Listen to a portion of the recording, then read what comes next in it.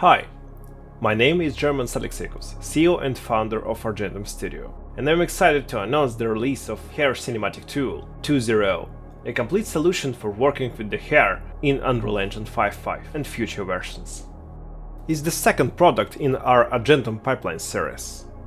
Our goal is to continue releasing the tools we use internally, helping to push real-time cinematic rendering forward and make it more accessible to community. If you have used our Hair Cinematic Tool 1.0 built for UE 5.1.254, it's still available and completely free to use. In version 2.0, we've updated the documentation, introduced new improved features, and refined the overall workflow. In this video, I'll walk with you through how to use Hair Cinematic Tool from a technical perspective. Then, in the second half, my colleague Simon, our lighting artist, will guide you through the tool from an artistic and lighting point of view. Let's dive in.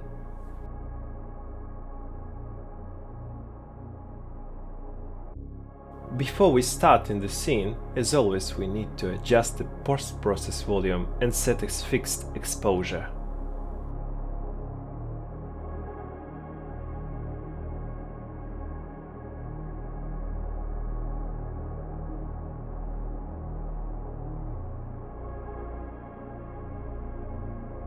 After that, you can set any settings you like.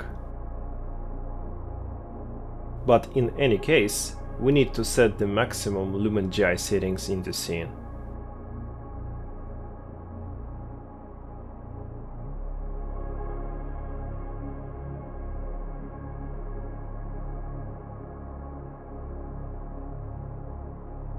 Another thing to keep in mind is that the new Megalight setting from 5.5 does not work with groom hair strands.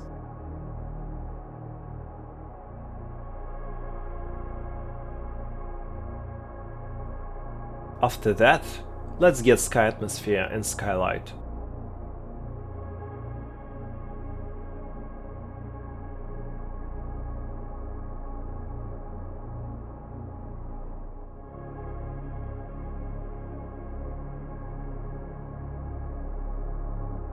It's always better to sign what type GI you have. We currently have a Lumen GI.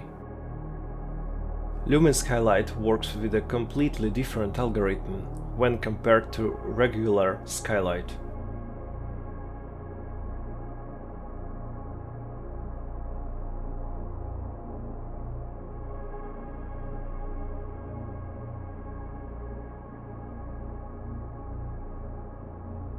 Here's what Skylight looks like without Lumen, for example. In this case, we're gonna use Skylight with HDRI or Cube Map.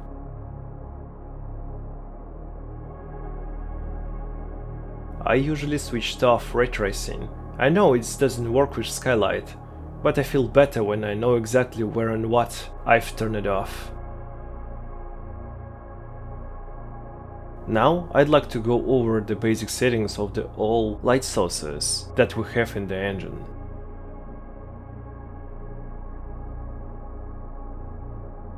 Now we've got Spotlight out. And the first thing I would do is set ray tracing settings.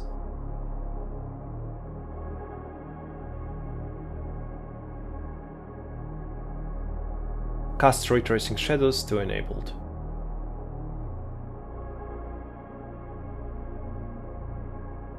And give appropriate naming for light source, SLRT, or Spotlight ray tracing.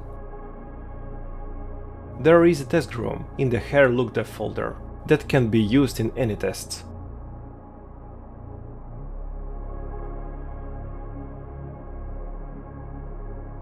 Right now, I'm trying to setting up a basic scene debug to make it easier to see the changes.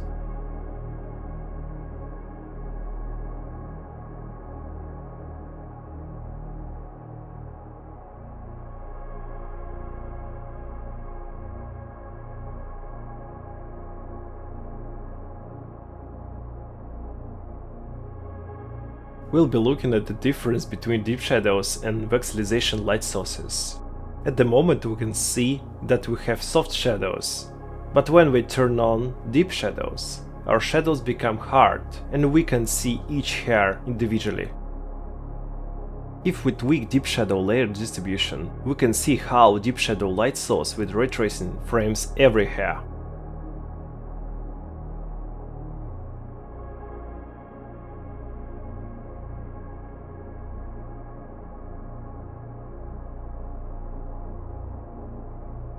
If we turn off ray tracing, we have a voxelized light source.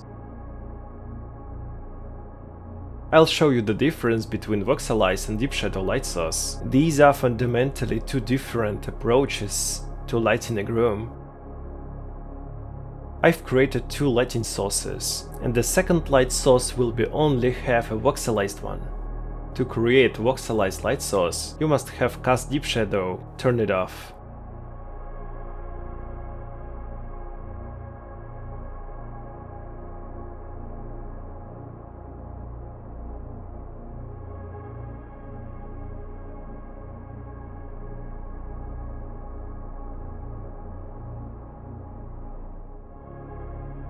We can see that a voxelized light source can be soft.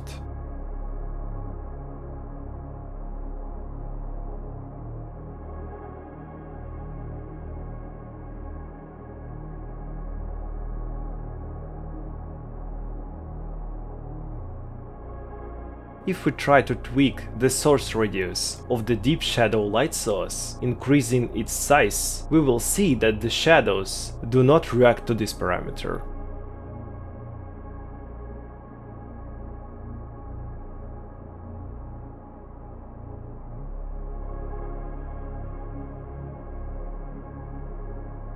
If we turn off ray tracing, we can see that we have soft shadow starting to work, but it's no longer a deep shadow light source.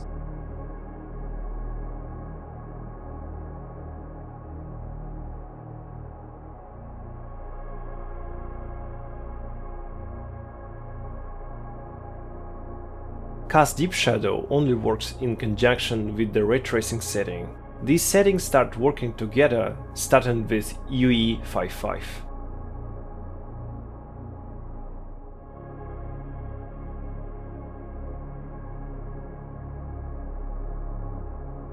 Now, I'd like to go over the basic hair cinematic settings.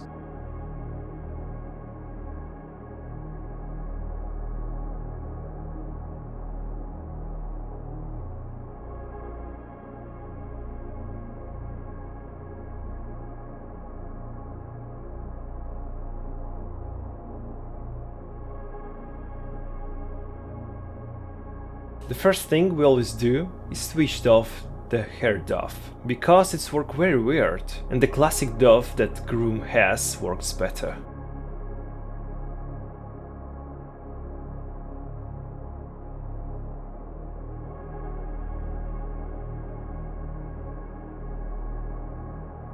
Next, it's very important to adjust the hair rasterization settings.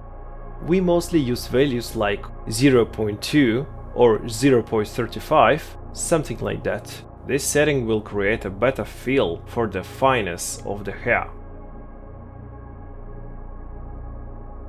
The next section of the setting is deep shadow. This is a very important section.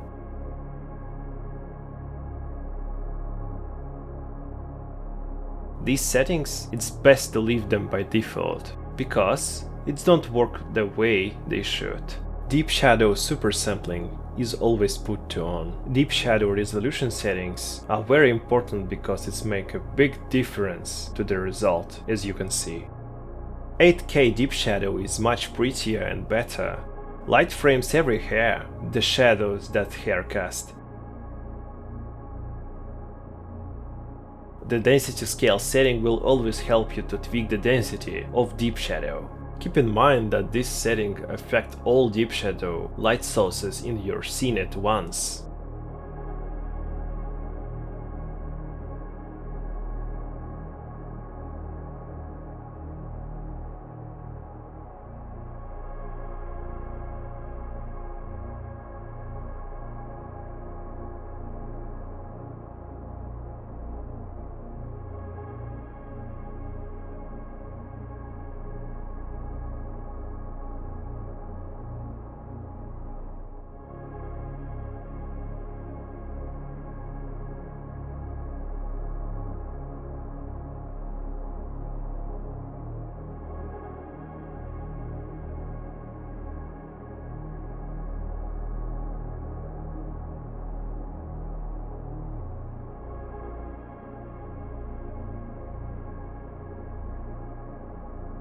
Now you can see if we set a lower resolution, we're getting a lot of distortion in the shadow that groom casts.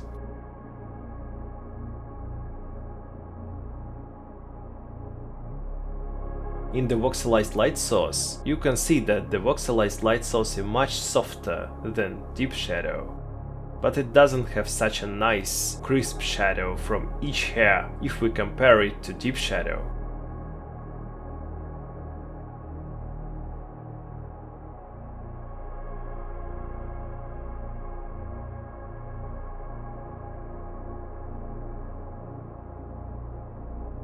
There is a very important setting on the voxelized light source is transmittance. This setting really enhances the visualization of each hair is framed by the voxel. We usually use value 7 for this setting. Next, it's always important to adjust the quality of your voxelized shadows. We use ray marching stepping scale 1. You can also try voxelization voxel size in pixel and voxelization virtual voxel world size.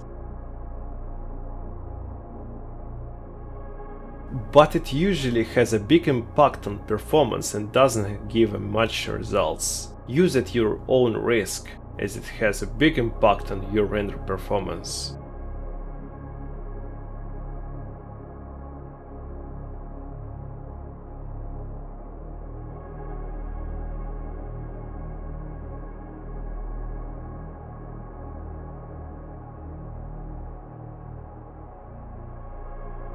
Next, we'll go to look at the setting of rendering itself. The main thing to remember is that we have 3 types of rendering, and they all work at the same time. MSAA always works, and it's just set MSAA sample per pixel to 8. PPLL rendering is very important setting, and it affects hair performance the most. Each hair starts to take on per pixel lighting, and this has a big impact on performance, but gives a more natural result, like we can see in path tracing.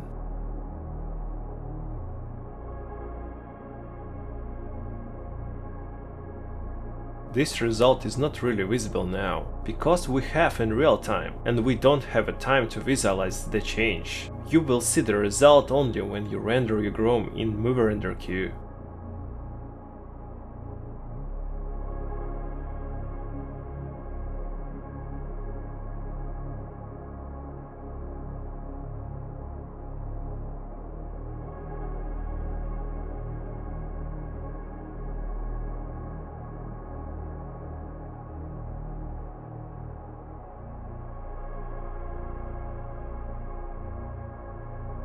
Next, one of the most important things about lighting your hair is skylight section. Since UE55, skylight has been working much better with groom than in previous versions. As you can see, skylight allows us to brighten up the darkest areas.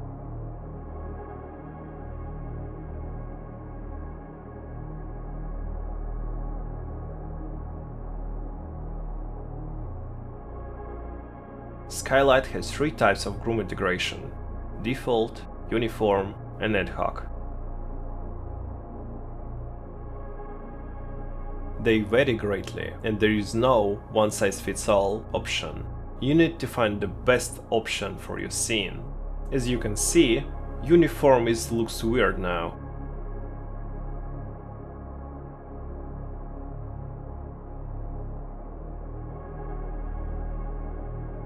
With skylight sample count, you can decrease the noise that appears when you set up the skylight.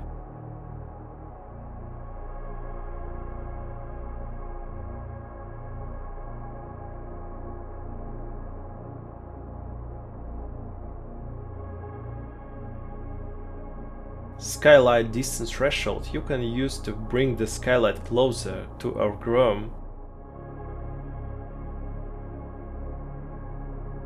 This setting is much better seen on characters. This debug is not most objective right now.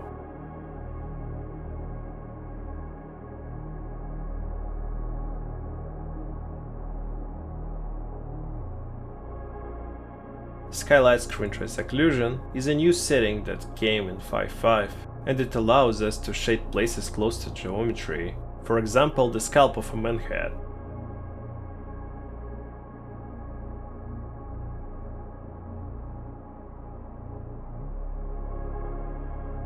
In order to show you how Skylight works best, I wanted to show you a test scene that our colleague Simon created.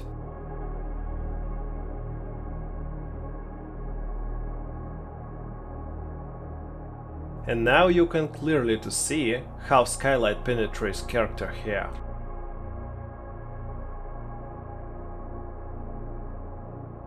You can see how the darkest places are filled with the light that Skylight emits.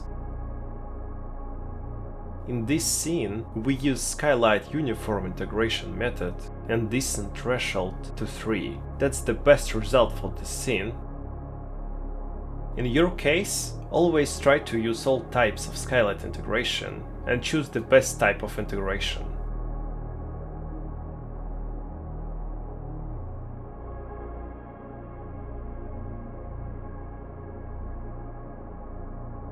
As you can see, the PPLL rendering isn't really visible here, but in Movie Render Queue you will see different results.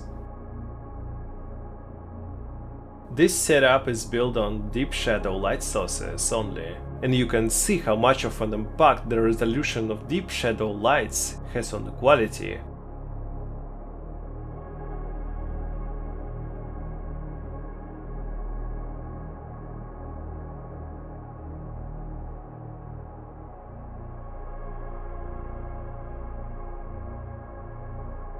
I'd also like to touch on the limitation of rendering and lighting hair in Unreal Engine 5.5.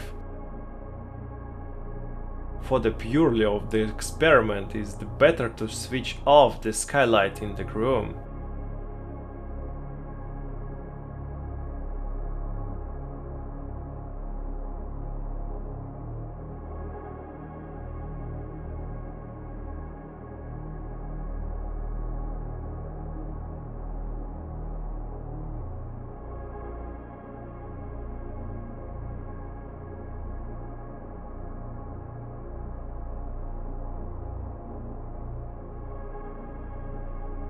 Now I want to demonstrate that UE55 Lumen GI is completely don't work with the groom.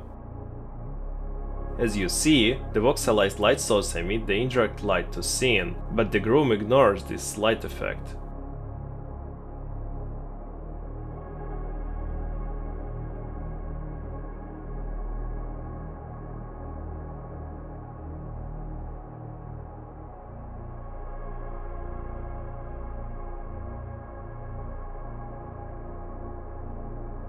With this knowledge, we must always remember to create indirect lighting for groom. We can only use lumen skylight.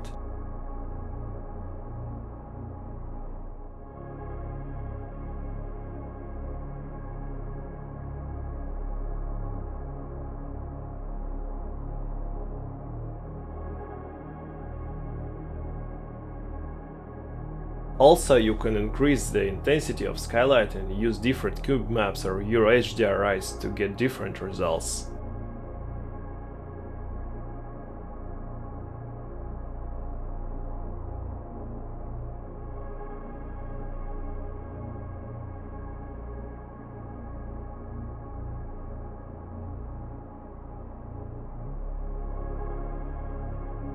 I'd also like to bring up the point that is of UE55 megalights doesn't work with hair strands as well as lumen, so it's best to turn it off megalights in your post-process volume. And now, our colleague lighting artist Simon going to tell you about working with the hair in lighting. Hey, my name is Simon, and today I'm going to show you how I approach scene lighting with the groom on it. So as usual, I start with basic stuff, such as post-process volume, skylight, directional light, etc. But for this setup, I'm not going to use directional light. Skylight should be enough. I'm going to create post-process volume and name it post-process volume, lumen GI, megalights off. Then I'll need to set up some basic exposure values. I'm gonna use from -1 to 1, but of course that depends on the scene.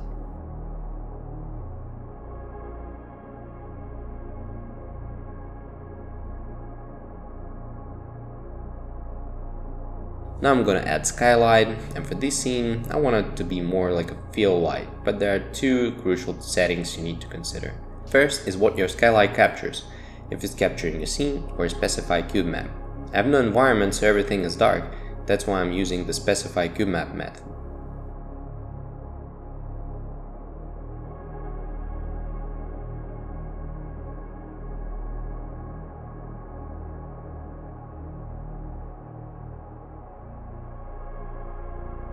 You can also visualize what your skylight is seeing by tapping this console command.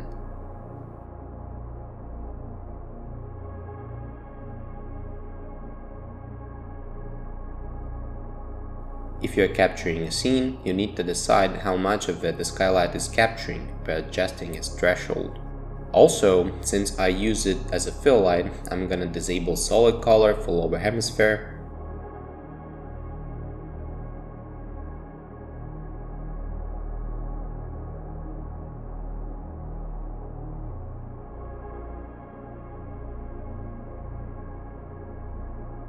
And now I'll adjust the intensity.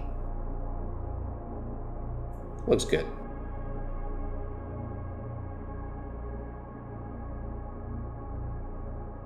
For this scene, I had in mind a simple 3-point lighting scheme, so I'll start by adding the main light. I'm gonna use the rect light, and for now I'll name it rect light main. Then I'll adjust its placement.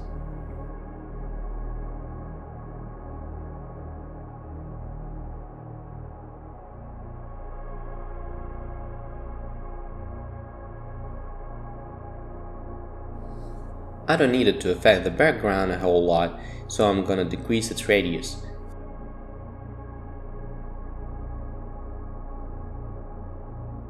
I'll lower its intensity, and it will serve as a good base later on.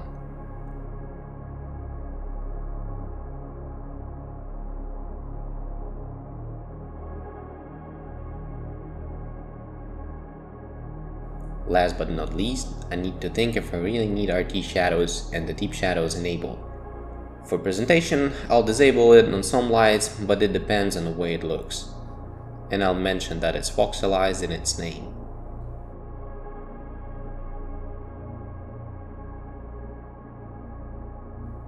This is just a background film, so it doesn't need any RT or DS.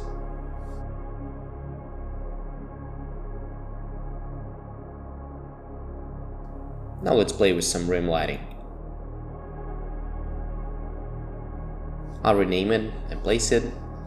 As you can see, by default it's voxelized, and it creates much softer effect rather than a deep shadow one.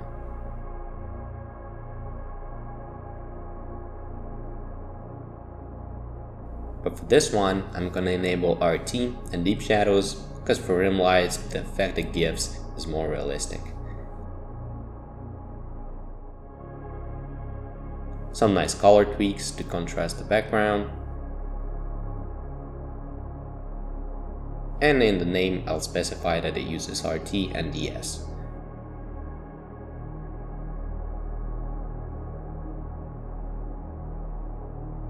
The second rim is fine with deep shadows off.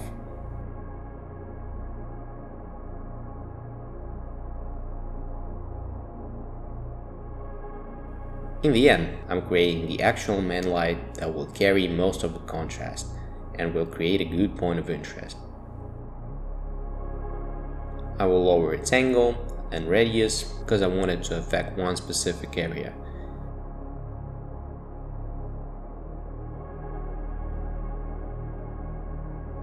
And for this light, RT and deep shadows will give me correct and beautiful shadows from the beard and hair.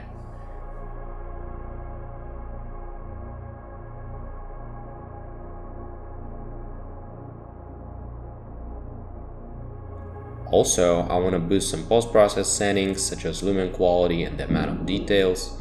Sometimes it can contribute a lot. And finally, in our hair BP, you can tweak lots of settings, either you're using voxelite lights or deep shadow lights in order to achieve the desired look. patsipa katseluusta tai hyvästi. Thanks, Simon. You can use 3 of Simon's slide setups in Look Dev folder. This will go along with Hair Tool as a demo. Use these setups presets as a reference. It will help you to use groom lighting in UV.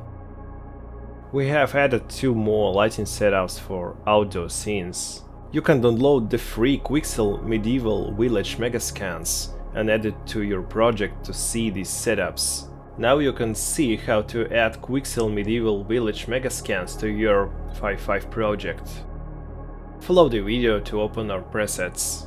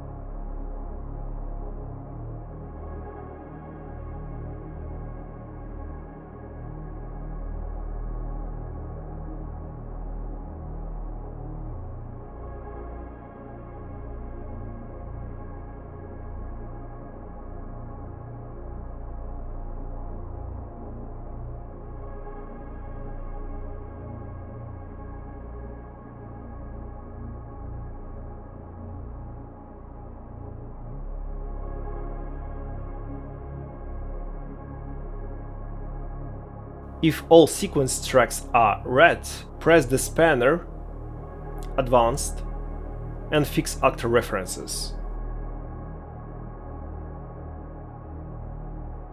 Thanks for watching. I hope you can use the Hair Cinematic Tool as your new tool. Всего доброго!